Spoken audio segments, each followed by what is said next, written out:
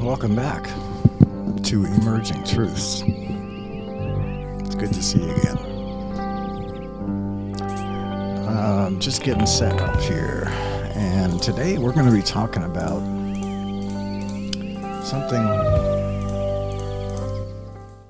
something pretty interesting. This is something that we discovered from the Dead Sea Scrolls, so it's information that's rather new.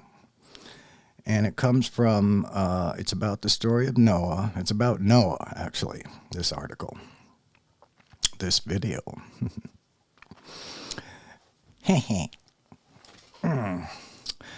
The thing about it is, I'm going to tell you right up front so that I can hold your interest, maybe. Noah was not a normal human being. And as I was reading through this article, the part that I want to tell you right now actually came at the end of the article. But I'm going to tell you right up front because it's story time again. I love telling you stories. I love telling anyone stories who will listen. This story goes back. This is a story really that is given rather short shrift in Genesis, but from the Dead Sea Scrolls we have a lot more information, and the stuff that came in with the Dead Sea Scrolls is just it kind of blew me away. So I'll tell you right up front that he did not look normal. He had skin that was as white as snow, ears and lips that were ruby red, and eyes that literally lit up the room, and that wasn't an expression at that time. There's no expression in the Bible about someone's eyes being so bright they light up the room. This is a fact. His eyes actually gave off light. So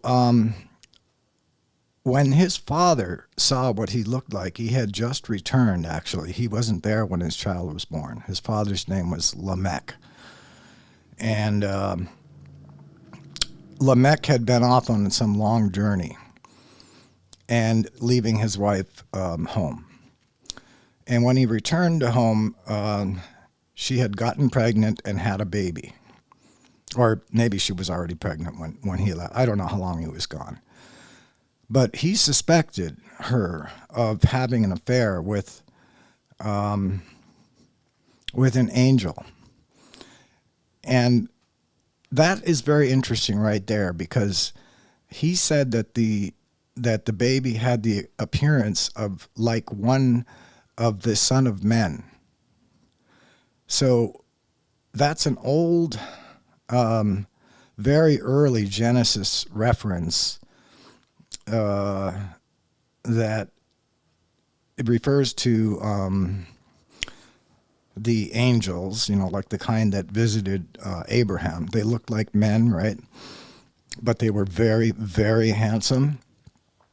And so Lamech thought that maybe his wife had an affair with an angel, and this was the result, after all these things that he saw. Now, naturally, angels did not look like with white skin and ruby red lips, and that's not ever described as the look of an angel. But that term, let me just look it up here, what the term he used at the end. I'll show you this article in a sec that we're going to cover.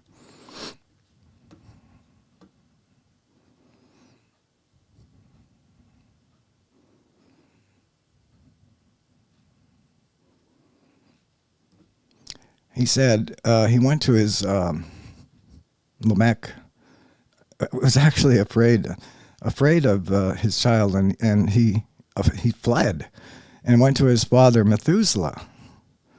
And he said unto him, I have begotten a strange son. diverse from and unlike man, and resembling the sons of the God of heaven. Okay, so that was the nature. That was the wording there. Resembling the sons of the God of heaven. And I'm not sure how he would know what the sons of the God of heaven look like. But he went on to explain, and his nature is different, and he is not like us. And his eyes are as the rays of the sun, and his countenance is glorious. And it seems to me that he is not sprung from me, but from the angels. And I fear that in his days a wonder may be wrought on the earth. So that's what Lamech thought of his son. He was frightened of him. But it turns out Methuselah just told him that you've got nothing to be afraid of. It is your son. And he will work a magnificent work on the earth. The name Noah means respite. So what we can deduce from that is that prior to the flood, the earth was in chaos. And the Bible doesn't, the Bible gives this very short shrift, but some of us think that maybe it might be because it was all covered in the book of Enoch. Because Genesis 6:4 does discuss that a little bit about what the earth was like before the flood. It says, but it just says that it starts by saying that there were giants on the earth in those days because the Nephilim had come down and taken wives, all of which they chose, and their sons became mighty men of renown, not giants. So that would seem almost like a whitewashing of what really happened, because in the book of Enoch, it explains that these angels who came down did so against the will of the Lord up there. And they got in trouble for doing it, and apparently they were motivated in doing it because they were very attracted to females, human females, and maybe wanted to have sex, because I know that when they were chewed out by the Lord in the Bible, he said to them, you are immortal beings. You have no need for procreation, sex. So I didn't give you sex. But man has no way to perpetuate the species. I'm paraphrasing here, modernizing. And so they have sex, but you don't need it. And this is what you do. So it's almost like the one thing they don't have, they want, right? Typical human nature. Are these humans? Well, they certainly act like humans because they are a bit rebellious and they do what they want. I'm not saying that's a good thing, but there's a certain balance, right? I mean, the wise man knows that he's the captain of his own ship, but that does not mean that he can't take clues from the sky, something that is bigger than him. So, anyway, so this is fascinating that that Noah looked so different that his own father was afraid of him and fled, and went and had a talk with his father, and somehow his father knew that Noah was going to be doing something that was going to fix the earth, because I'm telling you, when I go back to this respite, the idea that Noah is Noah's name means respite. What was going on at the time was that these angels came down and they did what I would consider some good things. They taught men what the Bible says, all the secrets of heaven. Of course, they didn't teach all the secrets of heaven, but some of them, like how to make metal. They taught man how to make metal. I don't know how we could have farmed without that. But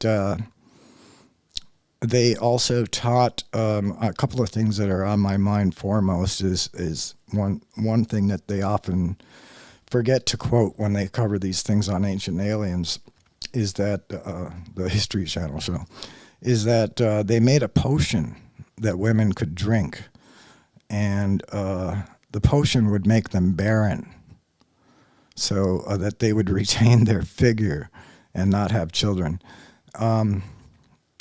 Which I guess, I'm not going to make any judgment. I don't know if Yahweh was making a judgment on that or not. I don't know.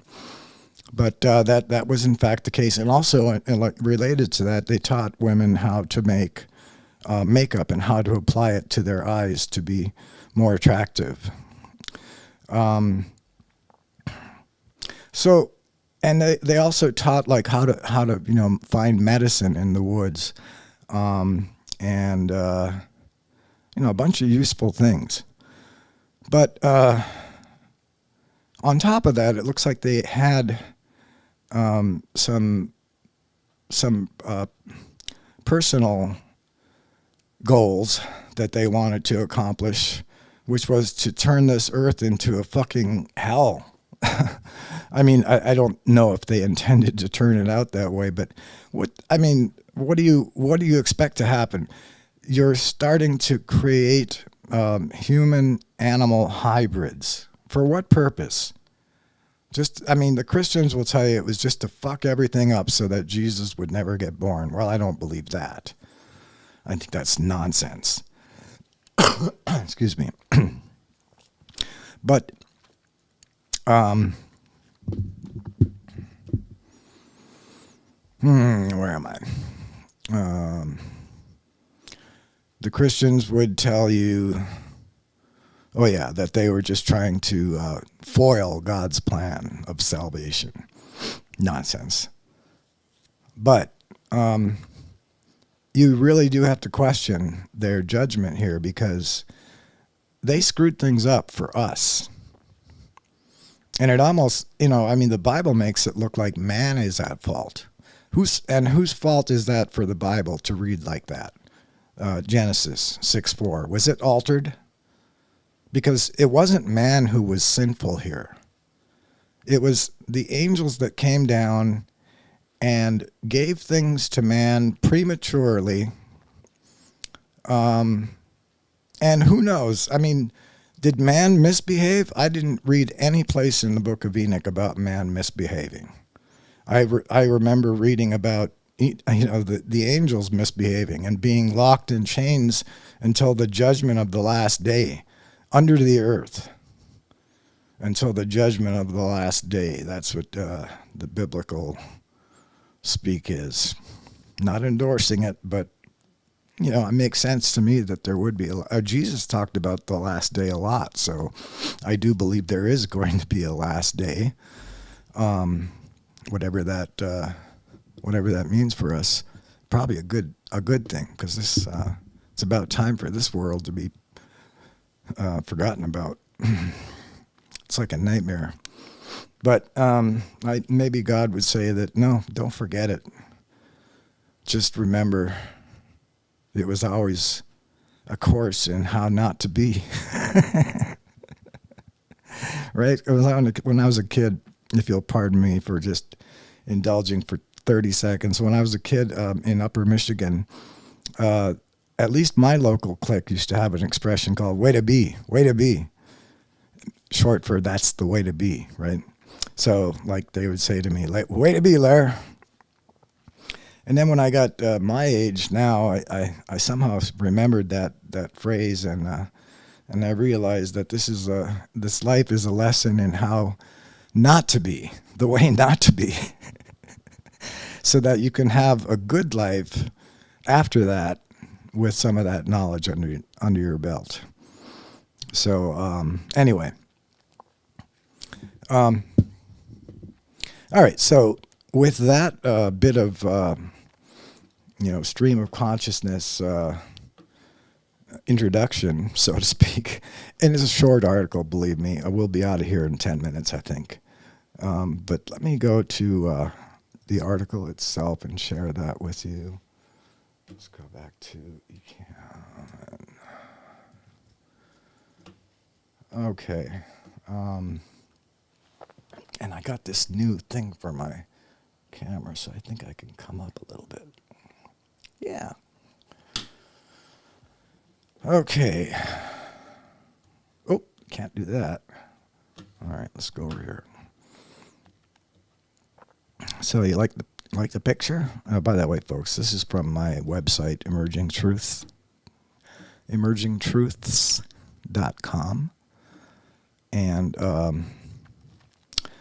just in case you don't know, I'm a person who believes the Bible is a true story, but I only believe that because it sounds true.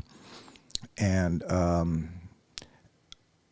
I am not a fan of the Old Testament God, to put it lightly. I feel like he was a fascist and a tyrant. I feel like he gave up, and I feel like Jesus was the alternative approach, which I do believe that he was in touch with a higher being called his Father. I don't think that Father was the Creator, but I don't know anything about the Creator, and I don't think any of us do. But as von Däniken is, Eric von Däniken is fond of saying, my God wouldn't need a ship to fly around in, my Creator God. These were not, these beings in the Bible were not God. None of this has to do with God. Only the creation itself has to do with God. These were extraterrestrials, and they played God. So that is where I'm coming from. But, essentially, virtually, they were gods because they had godlike powers. So, what's the difference? ETs back then were gods to them. But now, I guess the difference is now we see through the veil. And we know that those were not gods. But we also see that Jesus testified about the kingdom of heaven and about his Father and about eternal life and how to be saved for eternal life. And again, I don't subscribe to a lot of the conventional mainstream theology. I really just, I do believe that he was testifying of true things, and I think we all like Jesus.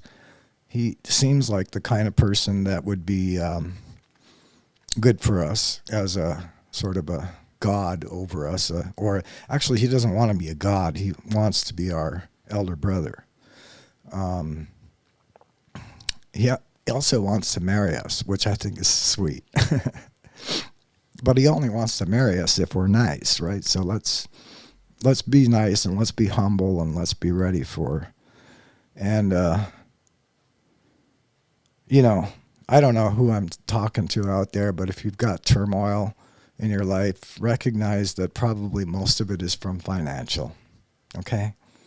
And some of it might be from things that your parents taught you wrong. I know that's true for me. Let me just get a sip of this.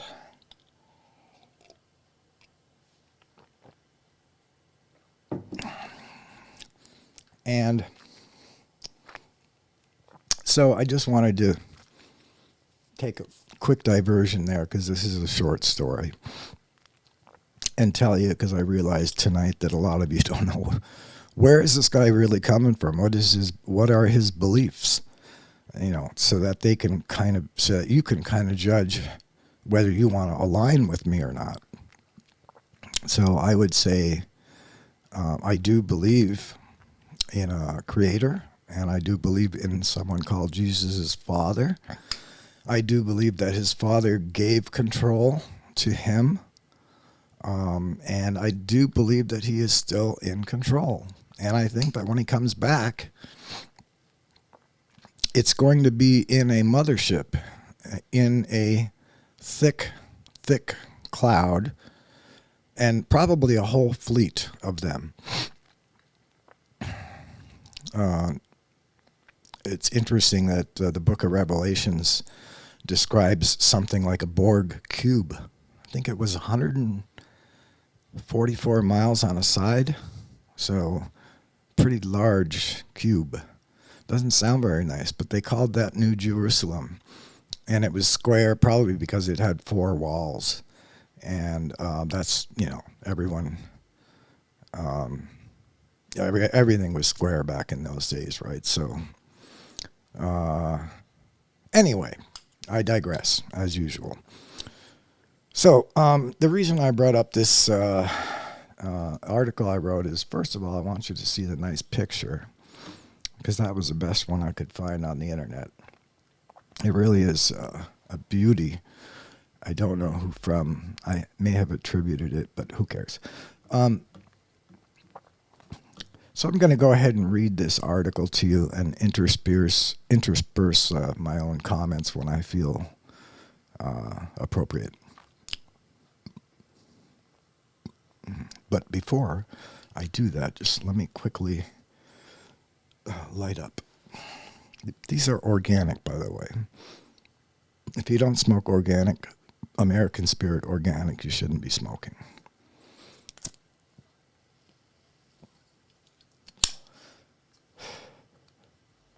I said to all the 20% of you who smoke, if it's that high. So, we've all heard the basic story of Noah as recounted in Genesis. But if you look outside the Bible, you'll find a whole lot more about him from reputable sources like the Dead Sea Scrolls and the Book of Enoch. But let me begin with this infamous quote from Genesis. And this is an infamous quote, folks. This is like Genesis 6:4 is one of the only verses I have memorized because it is so key. When I first started latching on to the idea of the ancient alien theory, it was this verse that History Channel brought out, and also everyone else just points to this verse. Yeah, in fact. Genesis 6:4. There were giants in the earth in those days, and also after that, when the sons of God came in unto the daughters of men, and they bare children to them, the same became mighty men which were of old, men of renown. All right. So the word giants here, when you look at the Hebrew underneath, it's actually Nephilim, which is a plural. Let me just get this little, okay. I have to switch to this screen over here. I'm looking at the same thing I was, but it's in a different place. Okay. So, first of all, my first thought here is, as I said in the beginning, it almost makes it sound like there was nothing wrong with these giants that were in the earth, and also after that, the grammar here is really horrible. People aren't sure whether that means the flood, like, because we're in pre-flood days here. But are they saying that there were giants also after the flood? That's what I've heard. No one's sure for certain. Sure for certain. When the sons of God came into the daughters of men, and they bare children to them, the same became mighty men, which were of old, men of renown.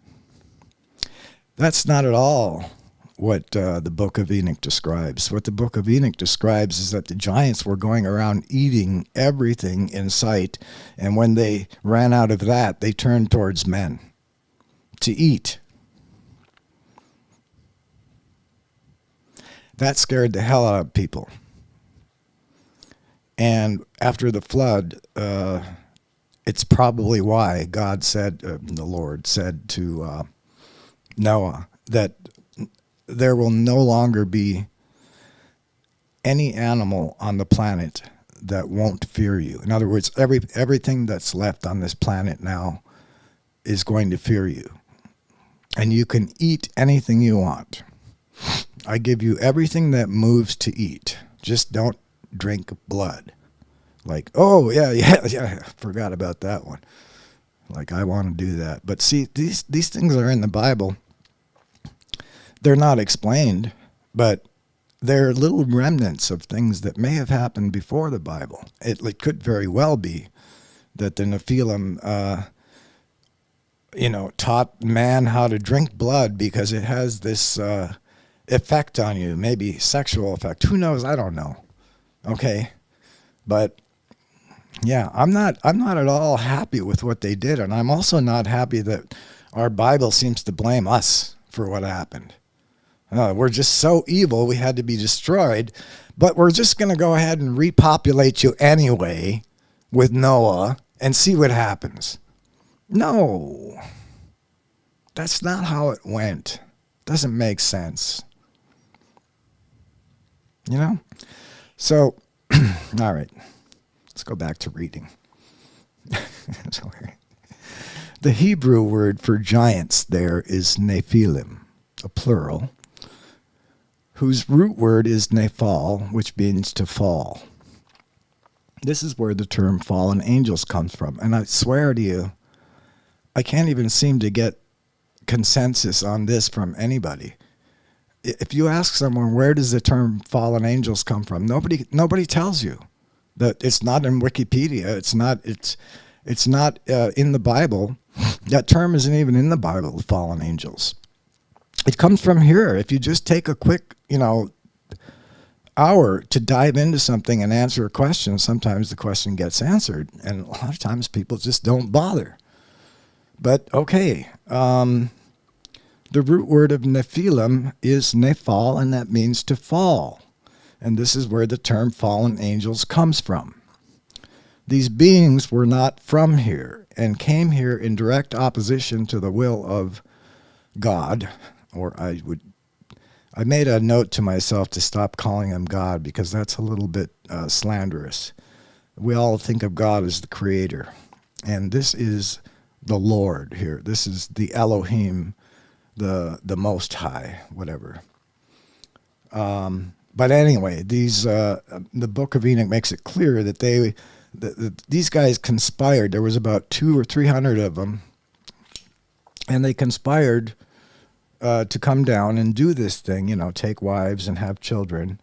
They didn't say anything about, hey, let's also do all these genetic experiments, but they did. And that's why you see all these half human, half animal hybrids in Egypt. The most Occam's razor would tell you that if you have the Book of Enoch, which says that these fallen angels were able to create a hybrid, something we can't do, but we don't have the knowledge that they did. They were able to mix and match any kind of animals they wanted and have them come out viable. Half man, half horse, centaur, or minotaur. I don't know what it's called. Anyway, you get the idea. Now, Occam's razor would say that in Egypt, if you've got pictures of half man and half dog, or half man like the Sphinx, half man and half lion, that there were beings who had that makeup. Whether they were wise or not, I don't know. But they had that makeup. And that's the simplest explanation for why you see all these half man, half animal things. It's because they were created by these angels before the flood. And it says also after that they came here. So the flood didn't really destroy all of them, apparently. That conflicts with the Book of Enoch, which says that they were confined in chains under the earth until the judgment of the last day. So there's some conflict there, but nothing too big.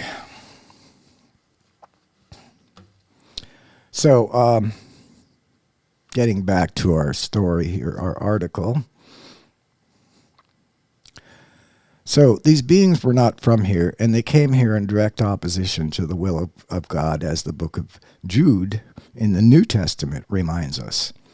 Now, Jude, this is another great quote because it's a reference to something that's not in the Bible. And that is, well, I mean, it's in the Bible, but it's whitewashed, like I just showed you. But Jude is aware because he's read the book of Enoch. And he says, and the angels, which kept not their first estate, but left their own habitation. That means the ones who came down here, because this was not their first estate. Well, he has reserved those in everlasting chains under darkness unto the judgment of the great day.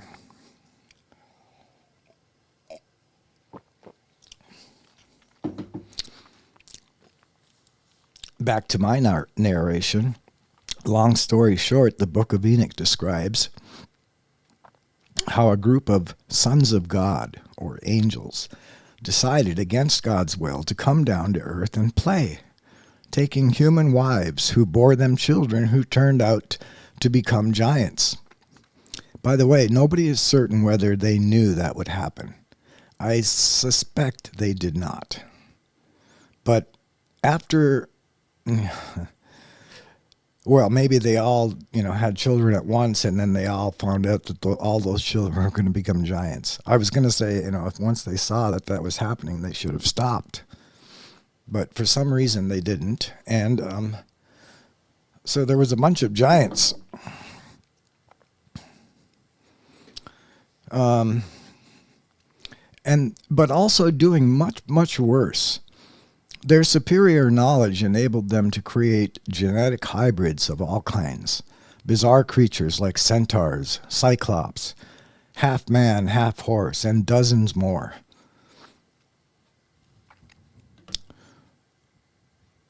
With callous disregard for the natural order, they had their fun in our gene pool and completely ruined any chance of a good world, as described in this verse in Genesis. And God looked upon the earth, and behold, it was corrupt. For all flesh had corrupted their way upon the earth. So this is a key passage here because it says all flesh. Another remnant. See, again, Genesis 6 doesn't say anything about how other flesh besides man could be corrupted. But in the book of Enoch, we see what he's talking about. So, I mean, as Paul Wallace has been saying on his YouTube channel, I tend to agree. What?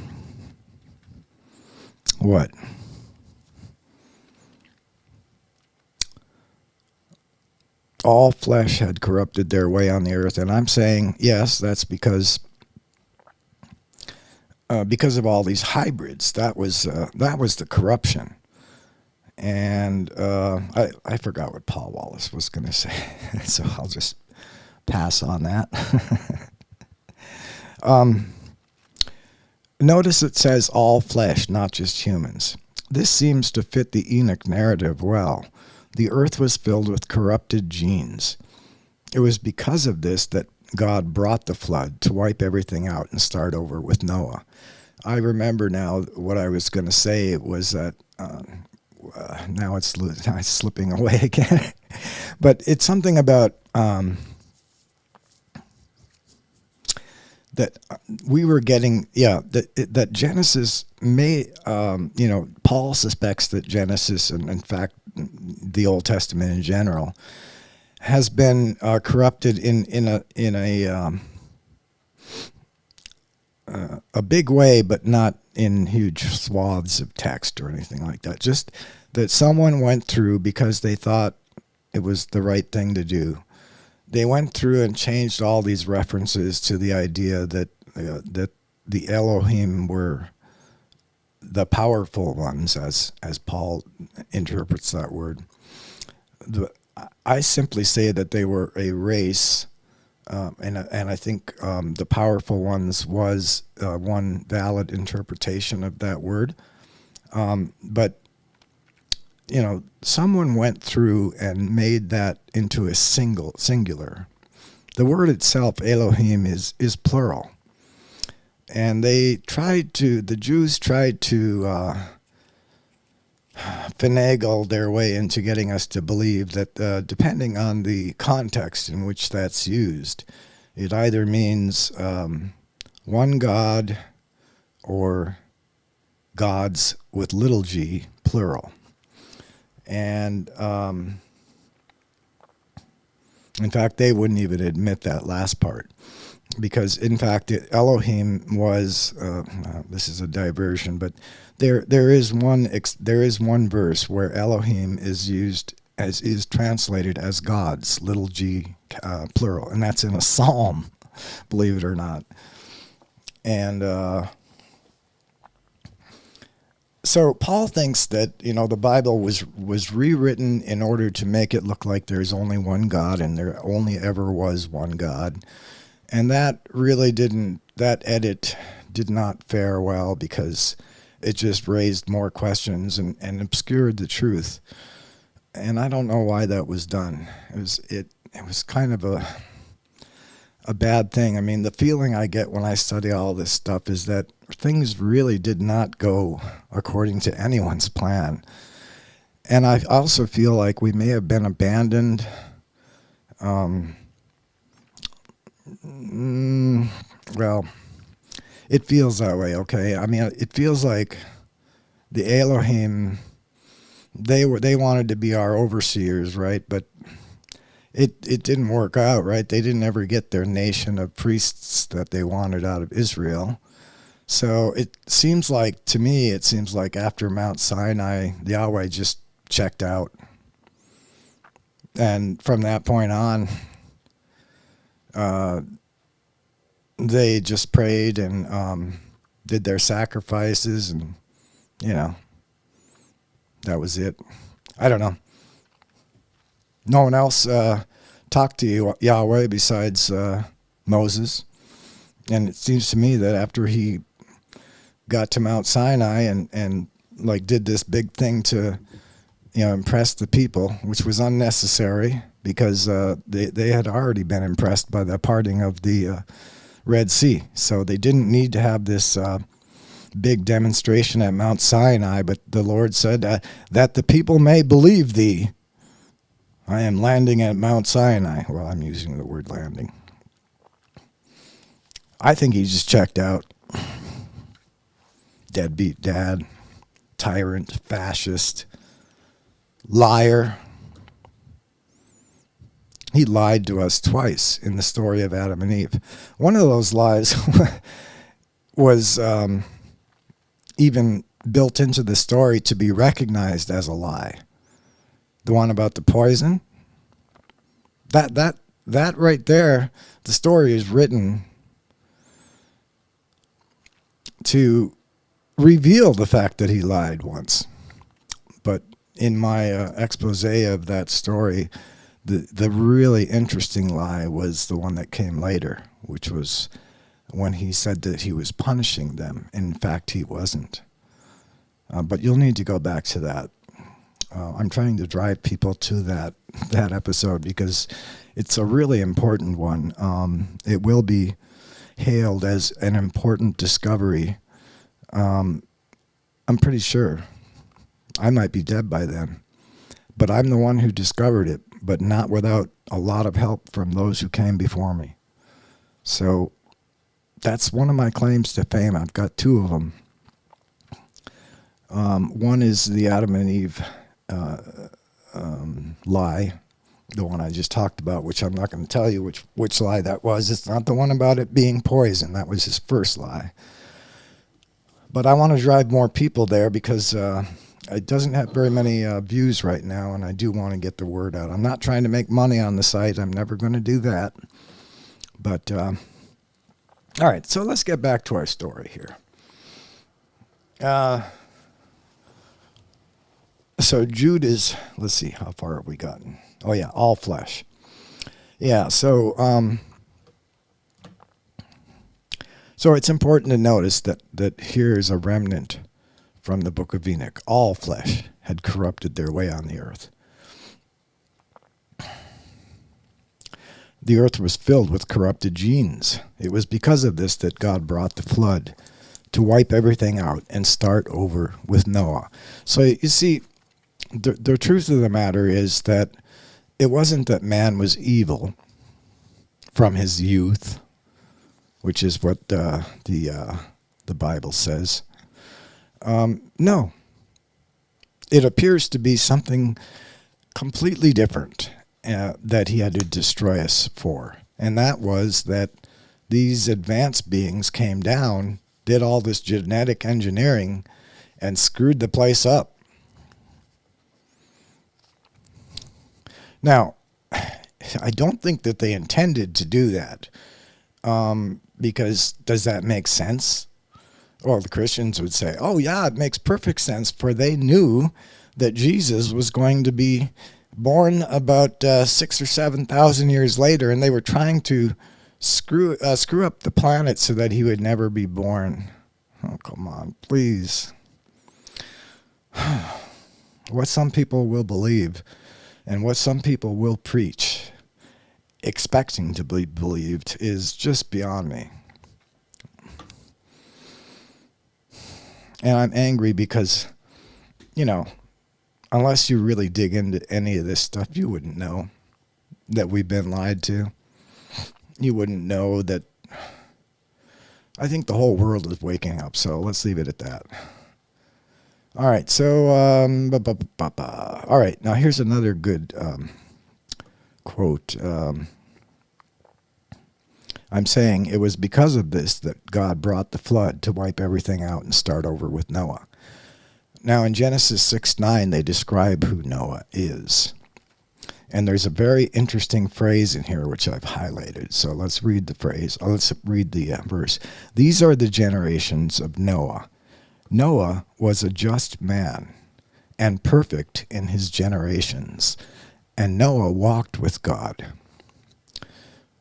The term perfect in his generations, in light of the above facts, seems to mean that Noah was genetically pure. In other words, not a hybrid created by the fallen angels.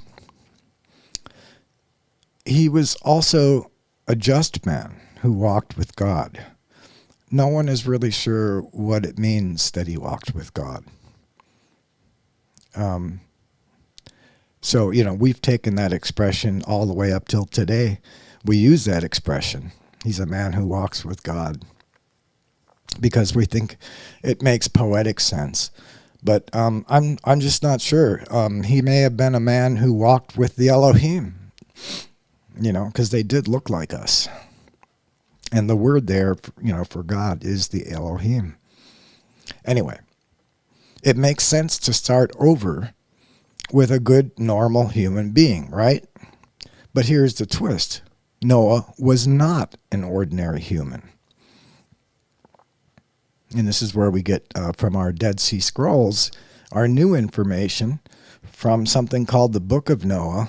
It's actually called Fragments from the Book of Noah because we don't have the whole book, but we've gotten some very interesting fragments, and here's one. Book of Noah 6, 1 through 6. And this is, okay. My son Methuselah took a wife for his son Lamech. All right. And after some days, my son Methuselah took a wife for his son Lamech. And she became pregnant by him and bore a son. And his body was white as snow and red as the blooming of a rose. And the hair of his head and his long locks were white as wool. And his eyes were beautiful. And when he opened his eyes, he lighted up the whole house like the sun. And the whole house was very bright. And thereupon he arose in the hands of his midwife, opened his mouth, and conversed with the Lord of righteousness. And his father Lamech was afraid of him and fled, and came to his father Methuselah. And he said unto him, I have begotten a strange son, diverse from and unlike man, and resembling the sons of the God of heaven.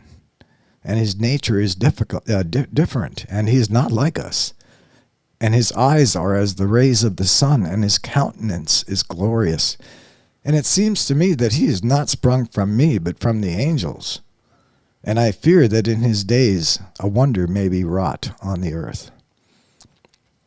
And just the other day I learned an additional detail, which it just irritates me to no end. That according to the legends of the Jews, Noah was born circumcised. Here's the explanation. When the Lord said to Adam, cursed is the ground for thy sake, he asked, for how long a time? And the answer made by God was, until a child shall be born whose conformation is such that the rite of circumcision need not be practiced upon him. This was fulfilled in Noah. He was circumcised from his mother's womb. What a bunch of bullshit. First of all, circumcision doesn't need to be performed on men. I don't know why Yahweh ever started that. But if you've been with me on previous videos, you know I'm pretty angry about that. It's genital mutilation for men.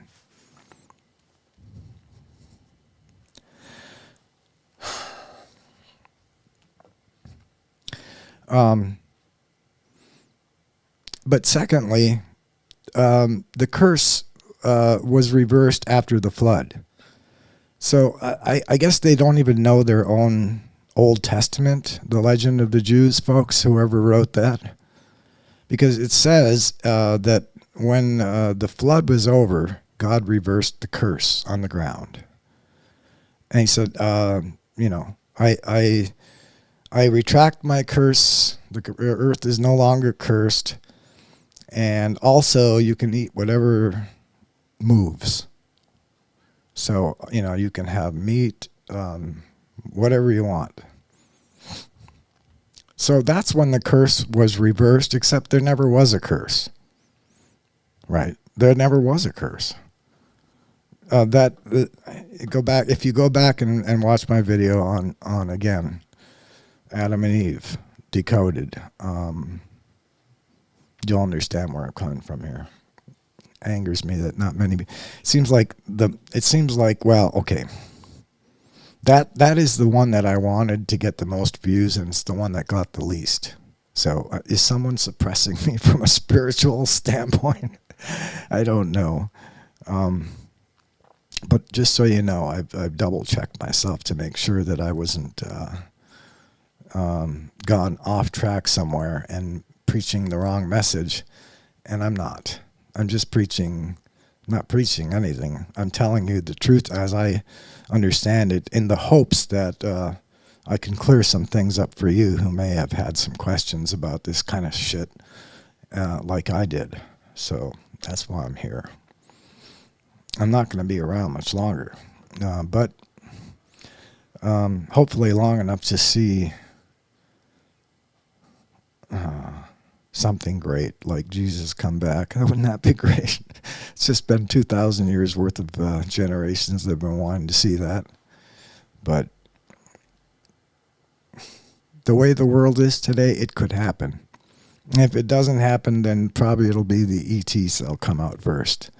And then we're going to have to make some big decision about, hey, are these things, are these ETs evil? Or, because our Bible, or our religion says they're evil demons and they're here to deceive us, right?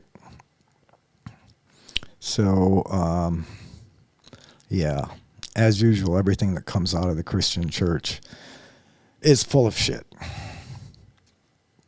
Except the willingness to look at yourself and question whether you're doing the right thing. To the extent that any Christian church, through its ideology, through its beliefs, instills in men the idea that you should question yourself that you should watch what you're doing. Be good, in other words. To the extent that any church teaches that or any person gets that from church, that's a good thing. But as far as ideology goes, and this anti-gay and this anti-Democrat, of course I'm anti-Democrat now myself. I'm anti-Democrat, I'm anti-Republican. I hate the lot of them because they're all corporate whores now. They've sold out. They're not doing the will of the people. The will of the people is clear in polls left and right. And none of that will is getting accomplished because both of our parties are serving their donors, not serving us. So that's the name of that tune. All right, let's finish up here.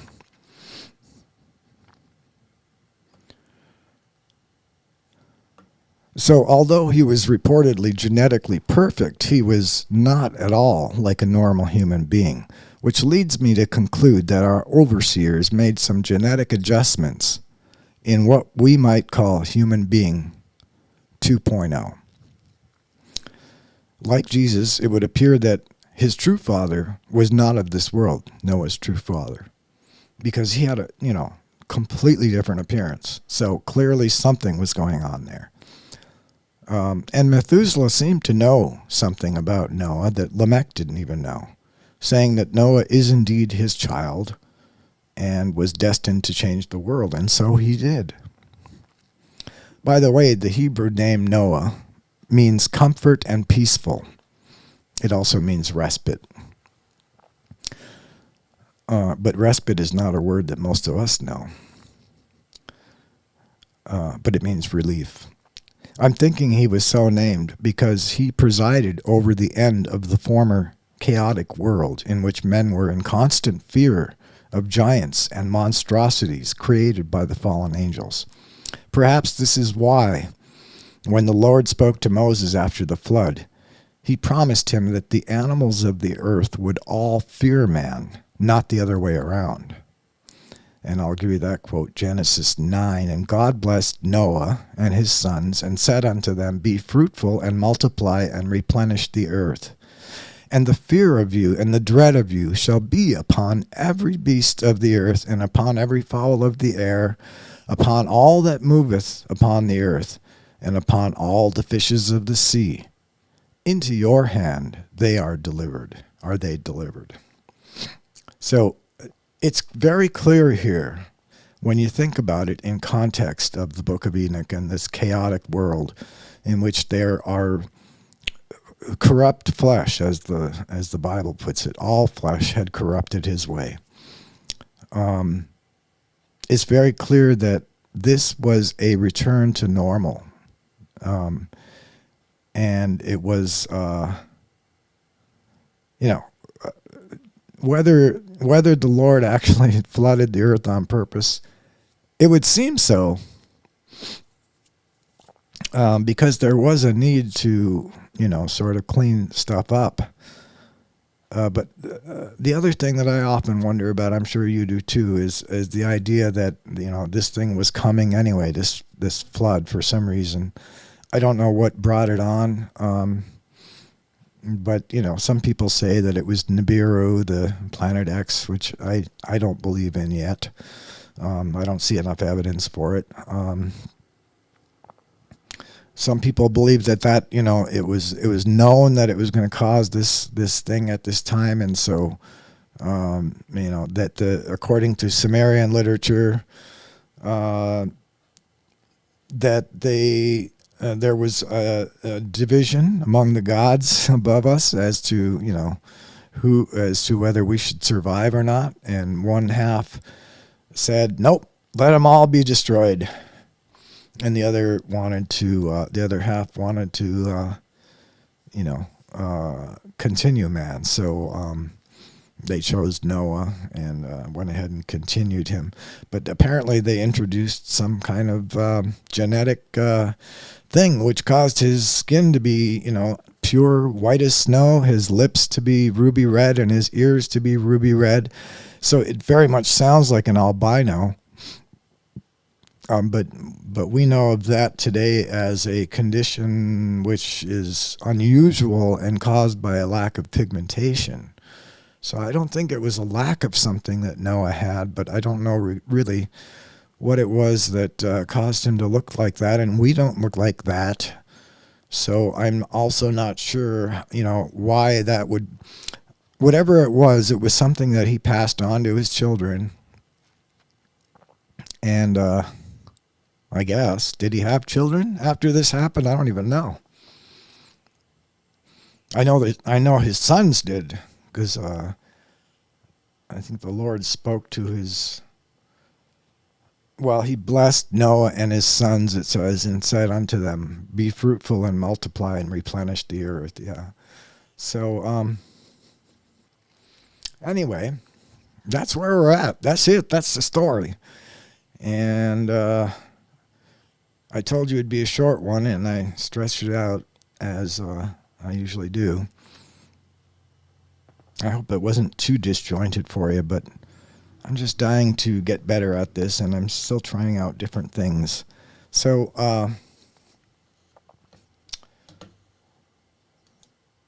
it was great to be with you again. And I got a lot more to bring you. I've been kind of holding back on some of my, like the Ark of the Covenant. I want to do that's a pretty good one, because I figured something out there that no one else has figured out either.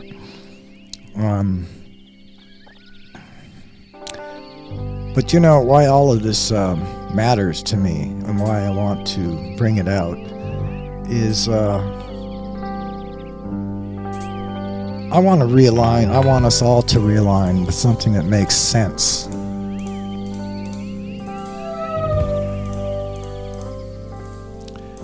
And the only thing that makes sense is the truth. And when you take the truth, and you change it, twist it so that it's no longer true, it causes confusion eventually. So, until Jesus comes back, the only thing I can do is help bring you the truth. And to tell you that we have a bright future. It may get dark, but fear not. Okay? See you next time.